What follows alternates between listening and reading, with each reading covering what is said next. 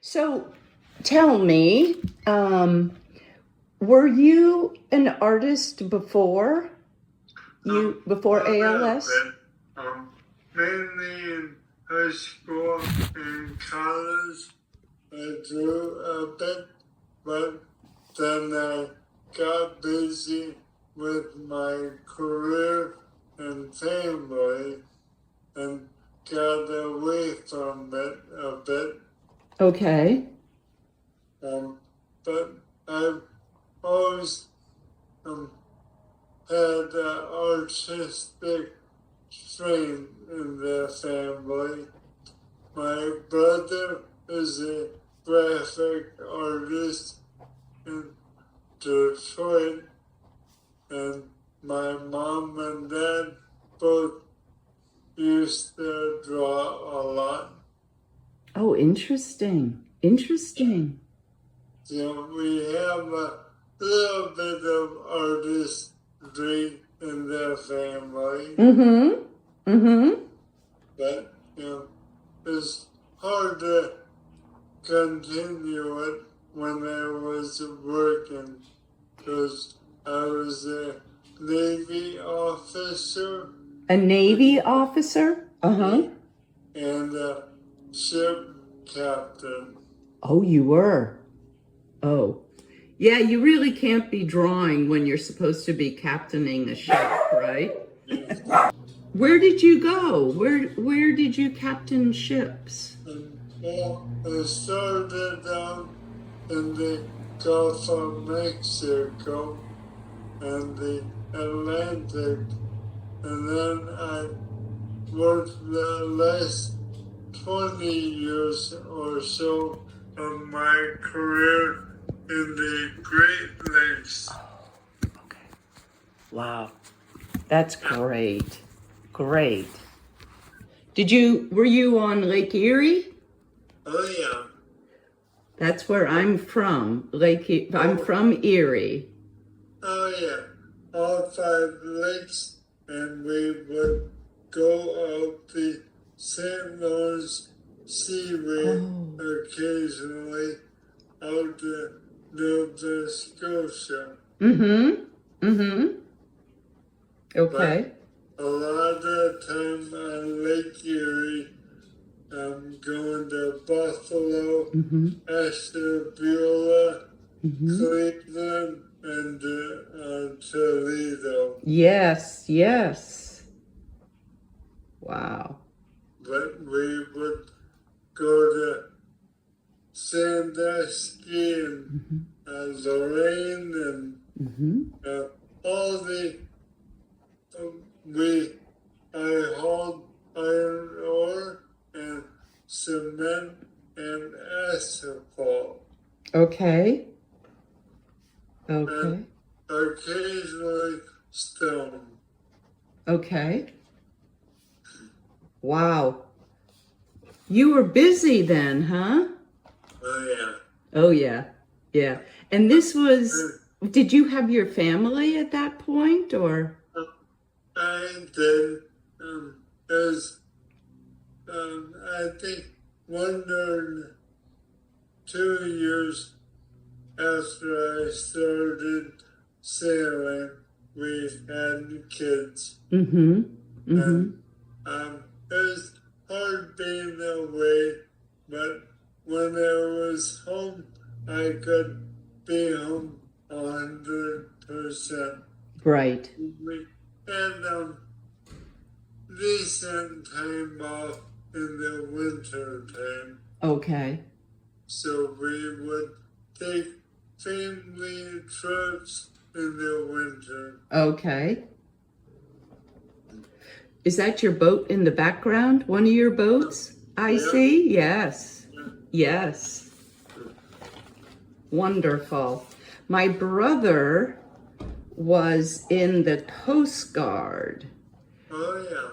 And one of his stints was on an icebreaker. Yeah. We needed them quite a bit in the lakes. Oh, yeah. Yeah. I, in fact, got stuck in the ice 1 year off of Erie. Ooh. I had to have a icebreaker come and break us loose. But I respect all the Coast Guard men and women. Mm-hmm. They help keep us safe. Mm-hmm. Mm-hmm. Yep. Okay, so you did a little bit of drawing in high school and college. And when did you get back into it?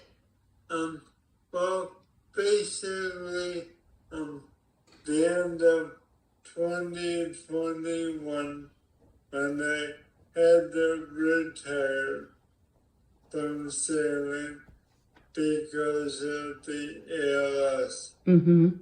And I would play with it on and off all that time, but more into it after I was forced to retire. Right. Okay. Okay. And how often are you able to draw now? And a little harder with my dexterity, but I could still do form and color. Okay. Okay. Usually like working with charcoal and colored pencils. That's your medium, charcoal and colored pencils. Yeah. Okay. I've tried a little bit of everything over the years, but that's the cleanest and easiest to work with. Yep. And how has it helped you? Has it helped you? It has. It helps me relax a bit and not stress as much over the little things. Right. Right. It gives you an outlet, kind of. Is that it? And I like to share it with friends and family. When you, when you say, my daughters loves making flowers, and she'll do some of the finer work, and then I'll color them in. Wonderful. Wonderful. So she does the more intricate part of art, and then you color it in. Yeah. And how would you say that your art has evolved between before you were diagnosed and now? Well, I think before I would focus more on objects and trying to draw pictures of things in the world. But after my diagnosis, I kind of bring more feeling into it and try to convey a sense of open, like look into the future. Mm-hmm. Mm-hmm. And when you say look into the future, in what way? In what? The possibilities that the future holds, and that nothing is without um, I'm trying to get that word. Sure, sure. Just being hopeful. Yep. And that nothing is set in stone. Right. That we can influence our present and future, and our past is part of who we are, but we can't change it. Right. So, embrace it for what it has made us into, but look to what we still can become. That's wonderful. What a wonderful attitude to have. What a wonderful attitude to have. My connection to ALS is my younger sister.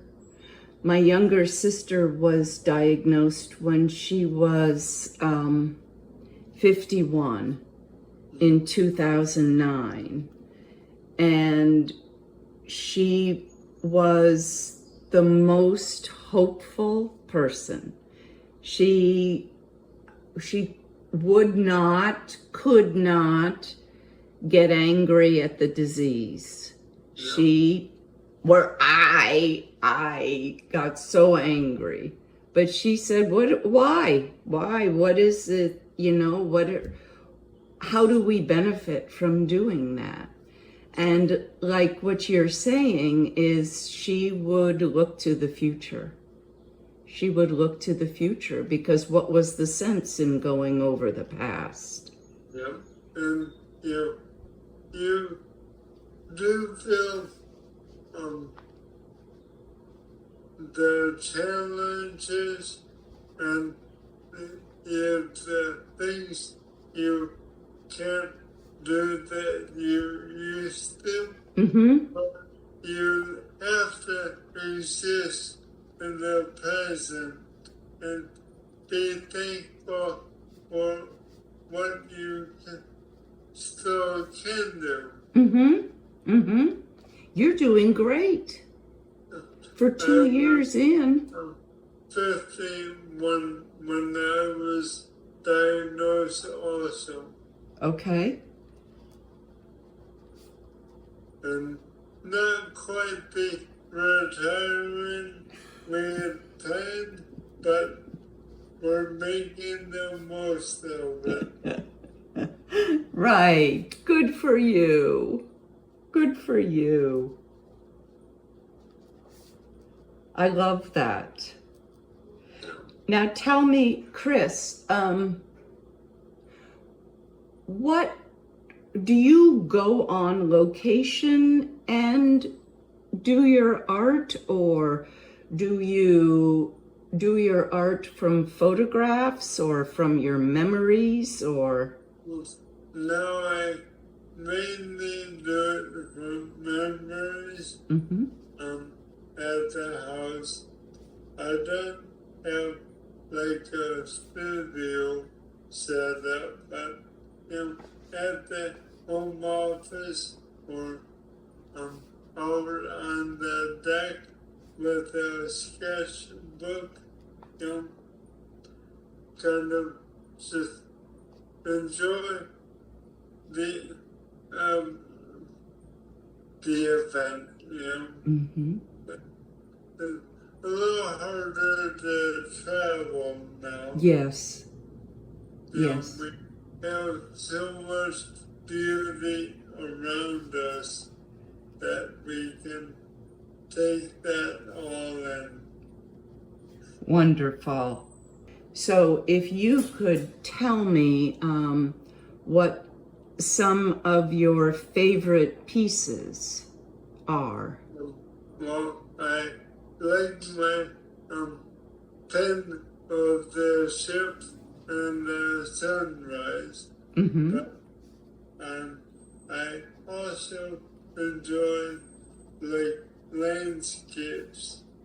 I have made art in the past that is like waves breaking on the beach. Okay. Or, Okay. seeing how the clouds change. And I did like an old fishing boat on a tidal flat in pen and ink in watercolor. Okay. That is probably some of my favorite art. Um, doing um, ships, airplanes, and landscape. Oh, nice. So, how often do you get to work on your art? Well, probably 2 or 3 days a week. I Mm-hmm. try to sit down and work on something. Um, my energy level um, goes up and down, but between physical therapy and occupational therapy and speech therapy, Mm-hmm. but I try to do 2 or 3 days a week. Okay. Okay. That's wonderful. And what do you do with your works? Do you give them to friends and family or? Um, a little bit of everything. I have a portfolio of my work, and I keep it for posterity. Mm-hmm. um, but I will give things away also. Mm-hmm. And a few things that my wife really likes will get framed and put up around the house. Wonderful. Wonderful. Something. So you talked about your daughter. Do you have more children? Yep, we have 2 daughters. One is almost done with law school in Chicago, and the other is a junior, becoming a senior in at Michigan State University, and she's already been accepted into the master's in accounting program. Wow. Okay. Wonderful.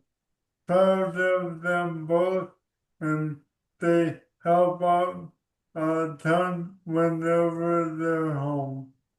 And we still try to take family trips at least once or twice a year.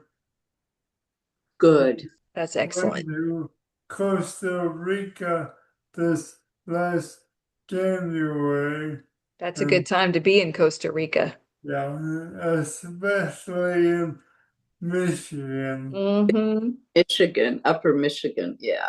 Absolutely. You get out of the cold. And I mean, if you've ever been in Costa Rica, in the middle of summer, woo!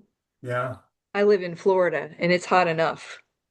And I live in northwest Florida. So whenever I go farther south, the farther south you go, the hotter it gets, and I just can't do it. We used to love going to Destin Mhm. and Pensacola. I live smack dab in the middle of Destin and Pensacola in a tiny little town called Navarre. Oh yeah, Yep, yeah, that's where I am. 10 minutes from the beach. and nice. And I might go once a year. Isn't that awful? Well, you get so used to it, and you're busy, I'm sure. Well, there's that. But I mean, there's nothing that would stop me from going down and watching the sunset every night.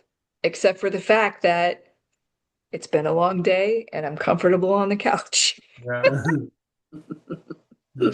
There's no excuse other than I'm lazy. So, Uh, well, when I was working on the lakes and the ocean, I saw some incredible sunrises and sunsets. Yes. Yeah. And, I have a girlfriend who used to live right behind me. I moved into my house at the same time she moved into her house, and we met by accident. And then we decided we liked each other so much that my husband built a gate in between our privacy fences so that we could just go straight back and forth between each other's houses.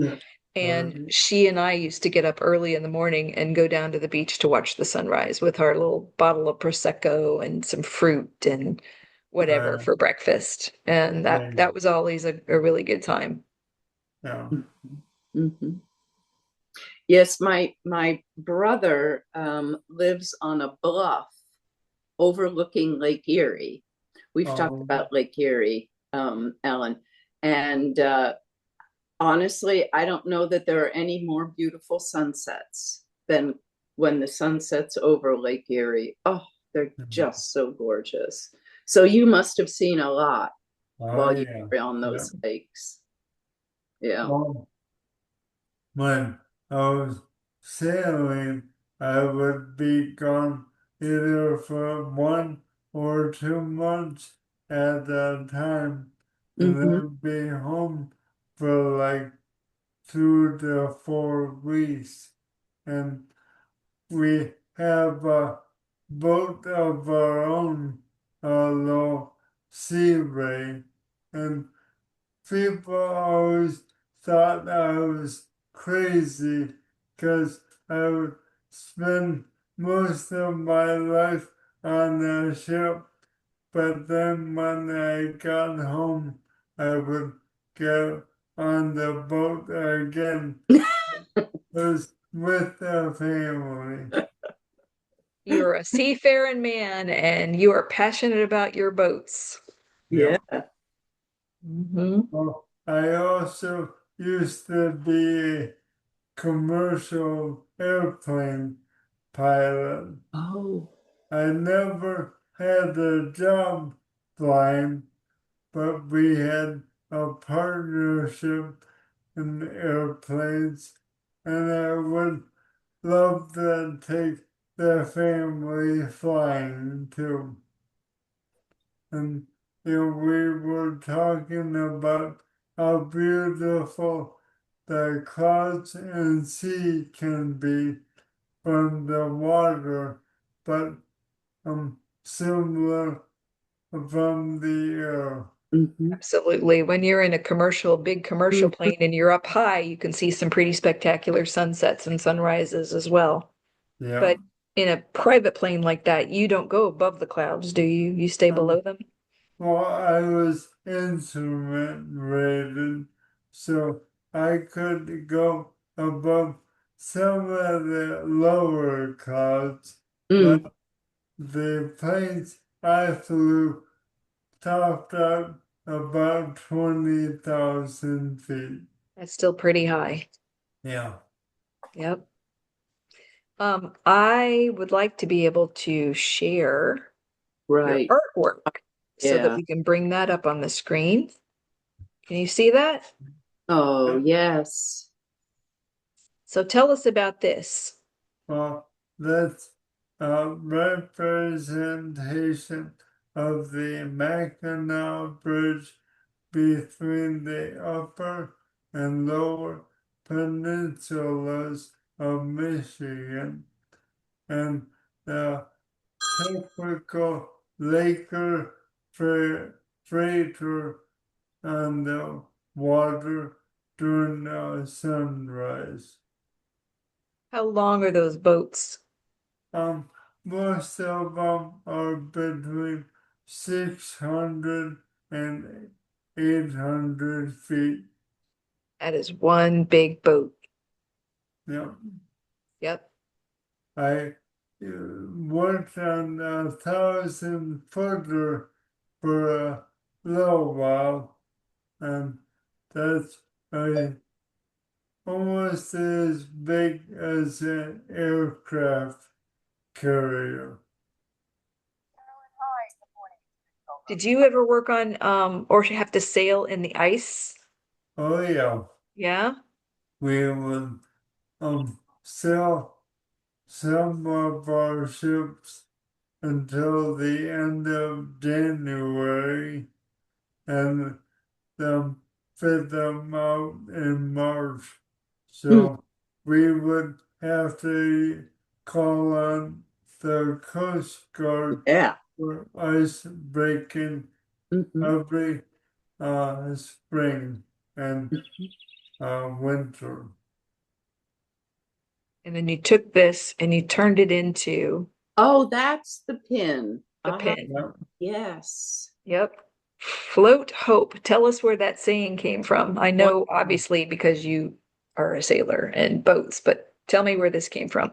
Well, I made it shortly after my initial diagnosis, and we have tried to keep hope alive Mhm. throughout our journey Mhm. because we one of the things we like to say is we're going to live with ALS rather than die from it. Wonderful. 100%.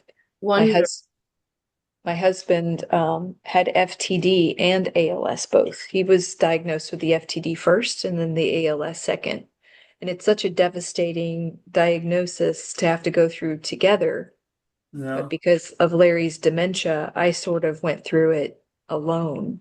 And this is one of the reasons why I became involved with advocacy and support groups in the FTD community because we were so alone. And one of the things that I've often thought, and one of the things that I tell people when I talk about our journey, is that you can't live in the state of despair that you get into when you first get your diagnosis. I mean, you have that, but you can't live there every single day but it because doesn't serve any good to feel sorry or pity all the time.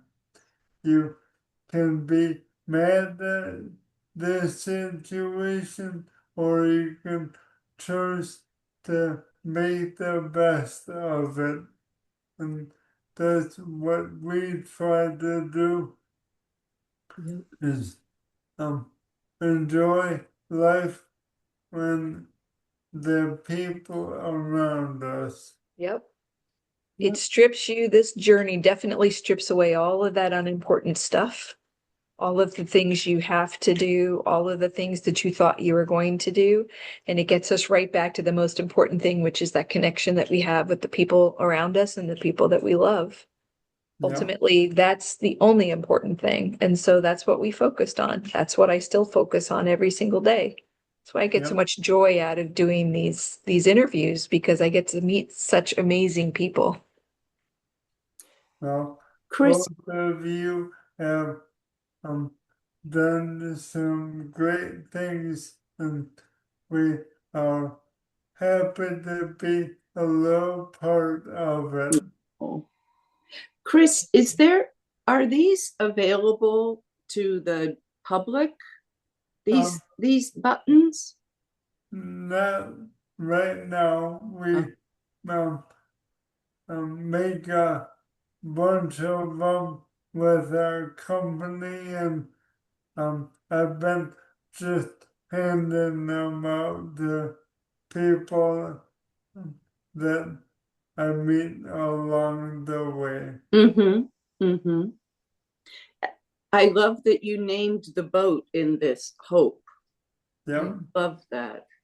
Yeah. It didn't show up great on the picture, but Yeah, but it does here. Yeah, yeah. that's wonderful.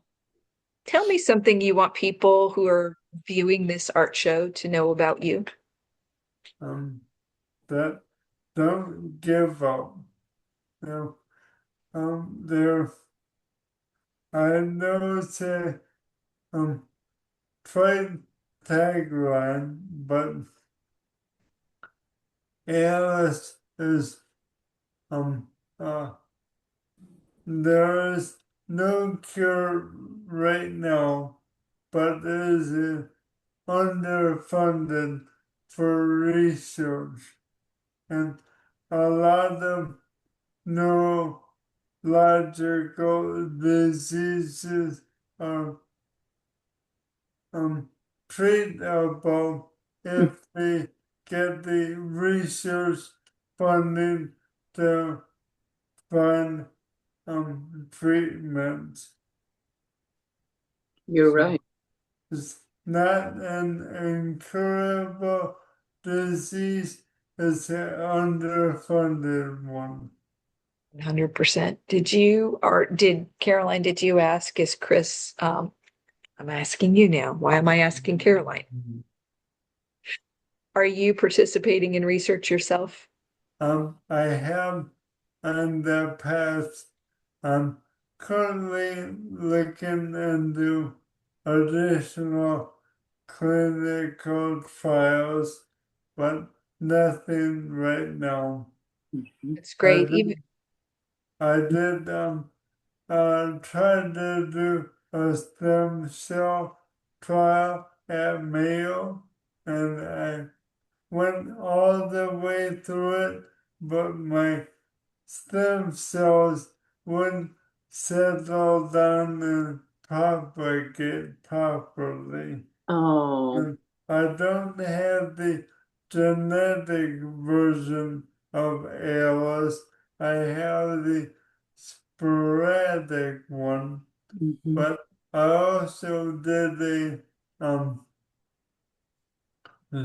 a electrical stimulation trial and at University of Illinois Chicago, and I had a little benefit from it with muscle movement Hmm. in my feet, but nothing right now. Well, I'm But glad. I look at that ALS TDI trial navigator every couple of weeks and see if anything new is coming. I did try the 3 R's, you know, Riluzole, um, Relivrio. yeah, Re- Radicava and Mhm. Relivium, and didn't have any real benefit from them. The side effects were almost worse than what uh, they were supposed to help. mm-hmm, So mm-hmm. I'm just trying to eat healthier and gluten-free, low sugar, keep my calories up. You Mhm. know, unfortunately, I'm not on a trick or feeding tube, and I want to stay off them if I can. Mm-hmm. And, I think other people that see the art gallery or slideshow, they should just enjoy their present and don't give up on their future. Wonderful. I mean, One. the future is today. Yep. Today is the future, really. Yep. And they are making advancements.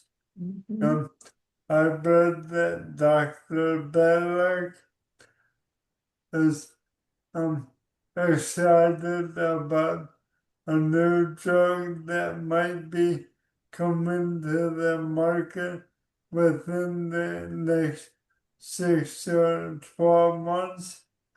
And they definitely made some progress on markers for the disease, and maybe even the genetic version. Mhm. So it's just a matter of time. Of time. Yep. Well, I'm really Mm. grateful that you are participating in clinical trials and in research because without you, that future wouldn't be possible. Yeah. So thank And you. you Thank you think for making that sacrifice and doing that for all of us. yeah, I mean, I, the 3 hours hopefully do help some people, Mhm. and they were made possible by those who had gone before. Right. Right. So we asked you an awful lot of questions today. We did. Yeah. If you were doing this interview, if you had written the questions for this interview, is there a question that you would ask that Caroline and I did not ask you?